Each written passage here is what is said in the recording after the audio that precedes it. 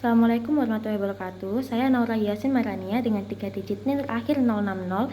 Saya berasal dari Universitas Negeri Surabaya dengan prodi Pendidikan Matematika. Di sini saya akan melakukan pembuktian teorema 7.3 dalam buku Geometri Bangun dan Ruang karya Ibu Dr. Susana MPD yang berbunyi, jika sebuah garis tegak lurus ke setiap garis dari dua garis yang berpotongan di titik potongnya, maka garis itu tegak lurus di bidang yang memuat garis-garis tersebut. Simak videonya baik-baik ya, makasih. Ketahui garis L itu tegak lurus terhadap L1 dan garis L juga tegak lurus terhadap L2. Buktikan bahwa L adalah tegak lurus bidang E. Nah, pertama kita misal A adalah titik potong garis L1 dan L2 ya, berarti dia A dari sini. Nah, sini. Lalu yang kedua, misal L3, kita membuat garis lagi. L3 memuat garis L3 memuat titik A. Nah, misal garis ini garis saja ya.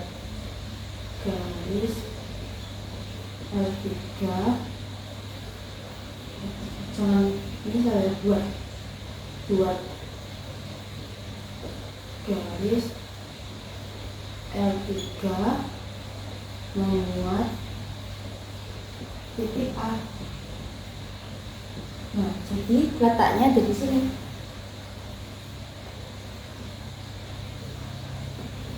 Letaknya di sini. Nah, lalu yang ketiga, misal P titik pada L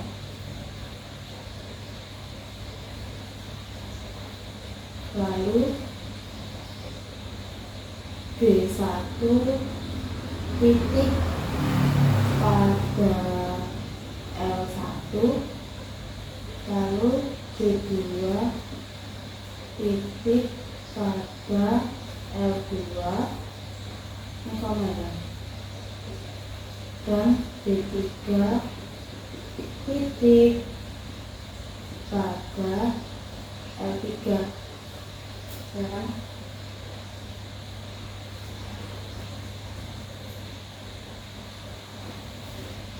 ini dari teorema penempatan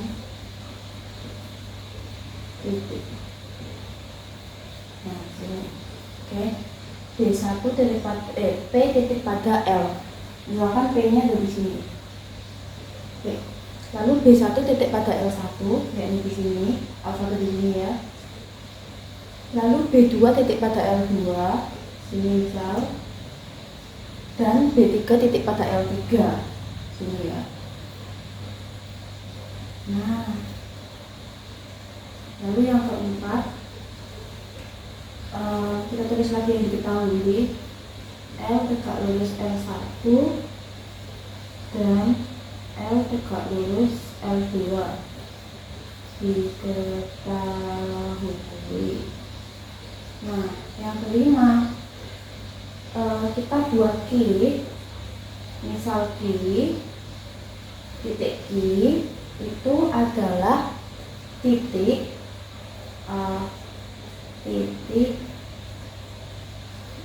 yang berada pada lawan sinar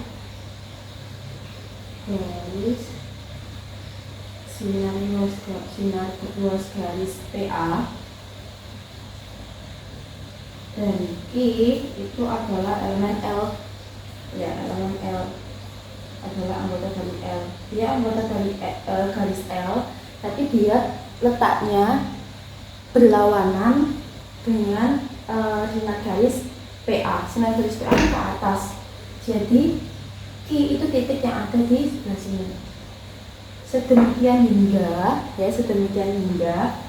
PA sama dengan QA. Nah, karena PA sama dengan QA, maka tempat Q adalah di sebelah sini.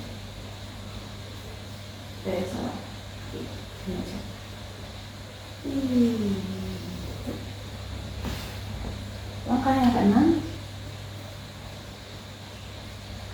A adalah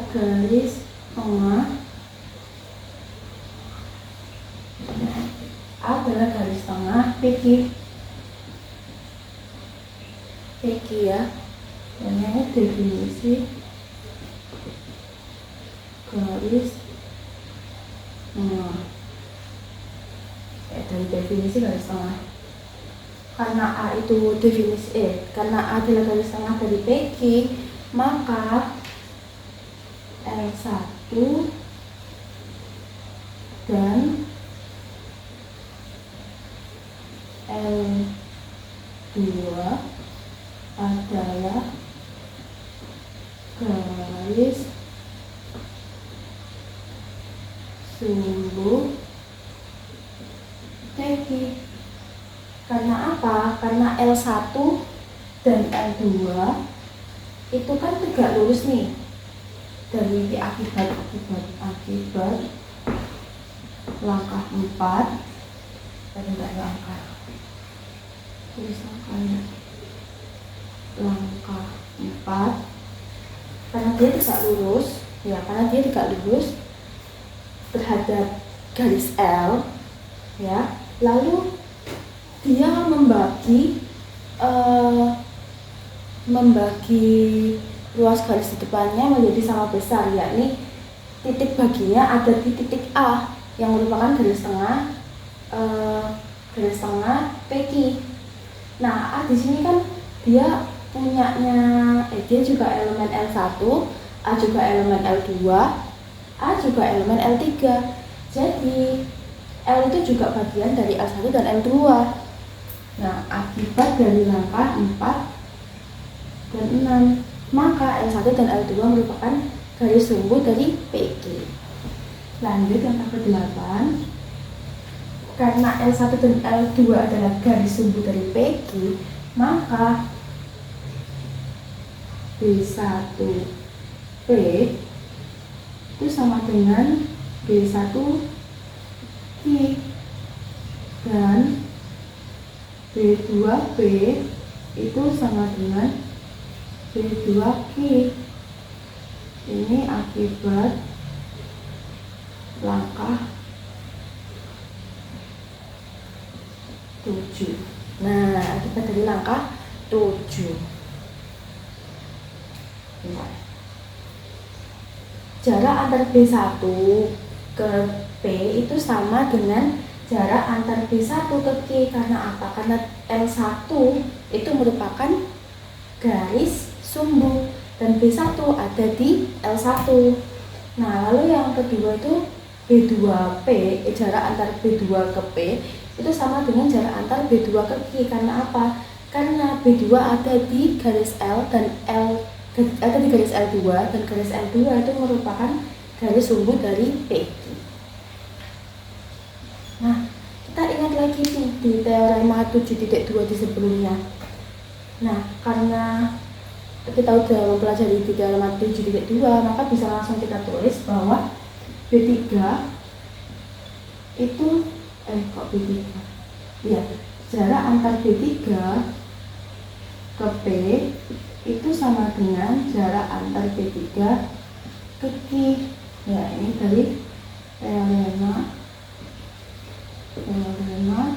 7.2. Akibatnya di sini kita lihat lagi, B3 itu kan ada di L3 dan di dalam L3 itu memuat titik A, sehingga L3 itu garis sumbu dari PQ. Ini akibat langkah 9 dan 6. Nah, seperti ini. Karena L3 adalah garis sumbu PQ, maka dan PQ itu adalah P dan Q itu adalah ruas garis yang ada di garis L, maka garis L itu tegak lurus terhadap L3. Nah, karena L tegak lurus terhadap L3, terus L tegak lurus terhadap L2, dan L tegak lurus terhadap L1, maka dapat disimpulkan bahwa L itu tegak lurus terhadap bidang E akibat dari akibat